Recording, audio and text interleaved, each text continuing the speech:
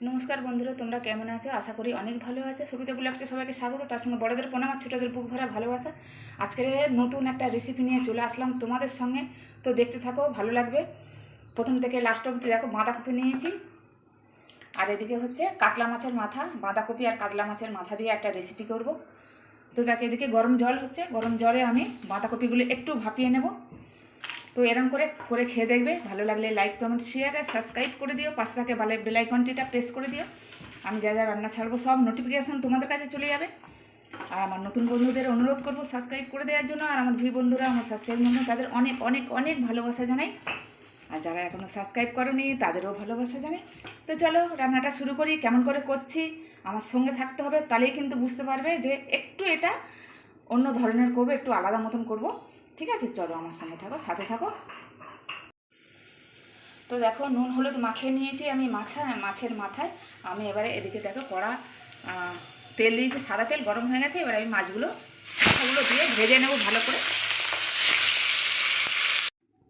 তো দেখো, মাছটা ভেজে নিয়েছি, মাছের মাথাটা দেখো, এই যে মাছের মাথা এরকম করে ভেজে নিয়েছি। এবারে একটু সর্ষের তেল দিয়েছি, দুটো তেজপাতা, একটু জিরে ফোড়ন। তো ফোড়নটা হয়ে গেছে। এবারে কেটে রাখা আলু, এরকম বড় বড় করে একটু আলু পিস করে নিতে হবে। তো দেখো, হালকা করে আলু ভাজা হয়ে গেছে। এবার আমি দিয়ে দেবো একটা টমেটো কুচি আর 5টা কাঁচা লঙ্কা কুচি দিয়ে দিলাম একসাথে।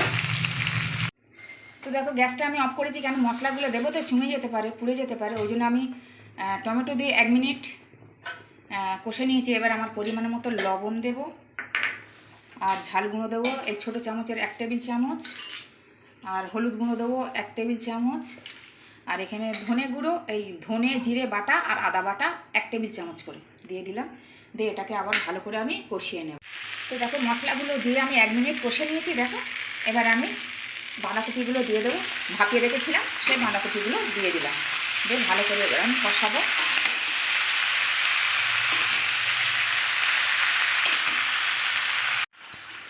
তো দেখো, ঢাকা দিয়ে 5 মিনিট আমি কষেছি, তো এতটা নরম হয়েছে। এবার আমি মাছের মাথাগুলো দিয়ে দেবো, ভাজা মাছের মাথাগুলো দিয়ে দিলাম। দিয়ে আবার কিন্তু আমি কষতে থাকবো ঢাকা দিয়ে।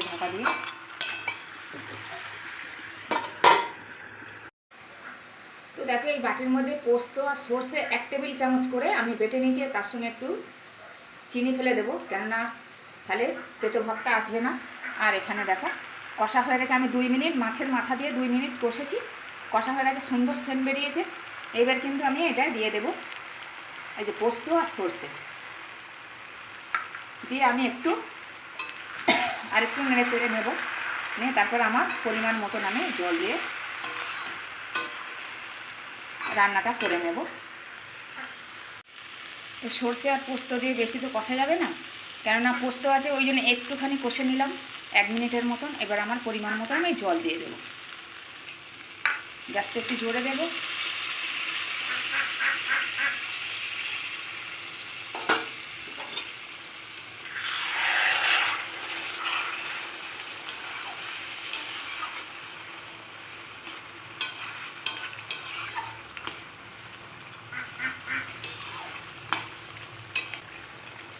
আবার চাপা দিয়ে দেবো, গ্যাসটা সিমে দেবো।